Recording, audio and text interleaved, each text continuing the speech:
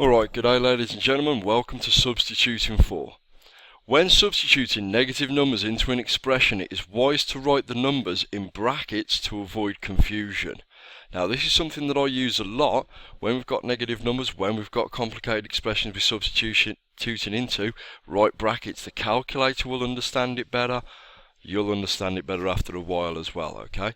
Now, here are our examples. Substitute, there's that word again, substitute. When we do that, we have to remember what we're doing is we're replacing the letter that we've got, in this case A, with the number that we've got, the first negative number we've seen.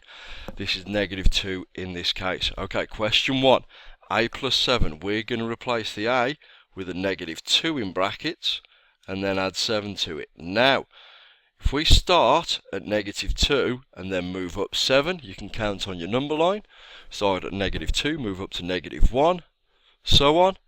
We're going to carry on all the way till we get to positive 5. You don't have to write the positive on front, I just do it to make it obvious to you. Okay, question 2, A minus 5.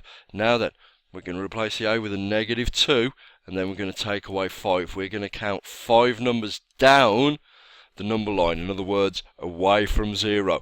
If we start at negative 2 and we move down 5, we get to negative 7. Now we've got to write that negative in front of that 7. This negative is a part of this number. It tells us where it is on the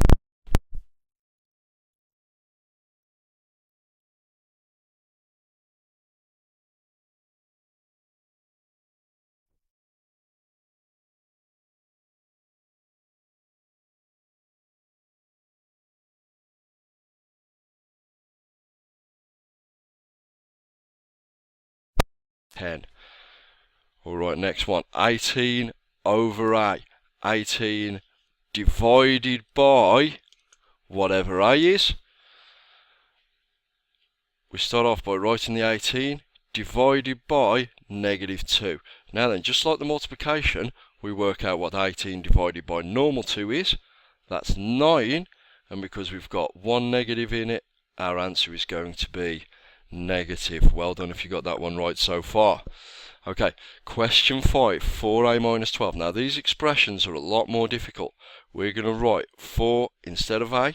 We're going to write brackets negative 2 and then take away 12. Now, because this is a bigger expression again, what we need to do is we need to work out what the multiplication part is first.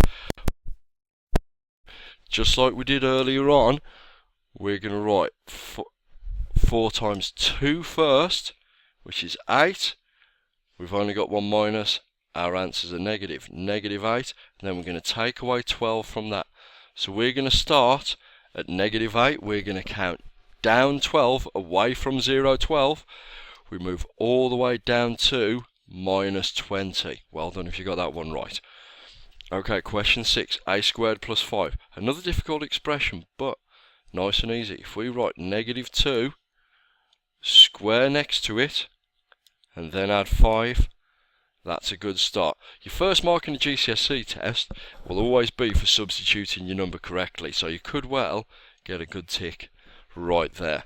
Okay, negative 2 squared. Now then, if we work out what negative 2 squared is, if you have a look just underneath, I'll show you. Negative 2 squared is negative 2 times negative 2.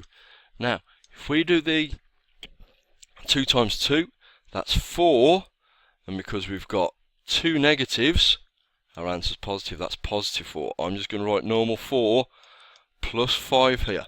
Interesting point, just before we work our sum out, any negative number squared, any squared number is a positive number, because the 2 negatives always cancel. Alright, let's go back to our sum. 4 plus 5 now. 4 plus 5 works out to be 9. Straightforward, there we go. Alright, A cubed is going to be negative 2 cubed, and then add 3.